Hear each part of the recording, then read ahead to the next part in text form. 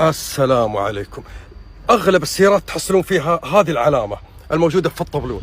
اسمعوا النصيحة من عبد العزيز مكي.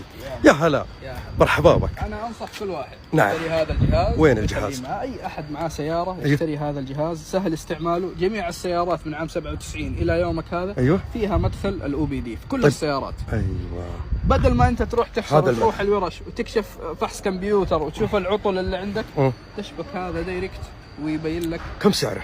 99 ريال. موجود في جميع المراكز المختصة بالسيارات. كل السيارات فيها مدخل هنا؟ كل السيارات. هذا موقع من ولا؟ عام 97 الموقع، سواء تحت الطبلون أو أحيانا يكون تحت الشاشة الرئيسية. طيب هذا الجهاز يوضح لي وين العطل؟ يوضح لك وين العطل إذا طلعت لك لمبة في الطبلون. 99 ريال. 99 ريال. طيب الآن قبل شوي قلت على حساس الهواء. هذا اللي هي طالعة اللمبة. يعني مثلا عندنا احنا لمبة التشيك انجن او لمبة الماكينة والعة، دخلنا بالجهاز طلع عندنا ماسور اير اللي هو حساس الهواء. أيوه. تمام. أيوه. ايوه الماسور اير فلو. خلينا نروح نشوفه. يلا.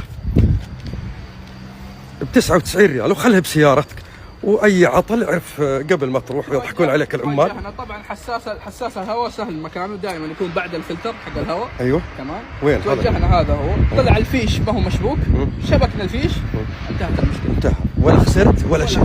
بعض المشاكل تكون سهله انك انت تحلها بنفسك. يا سلام عليك. طبعا الرجل هذا كنز من المعلومات في مجال ميكانيك السيارات، دارسها دراسه ما شاء الله عليك. نروح للمعلومه الثانيه. يلا.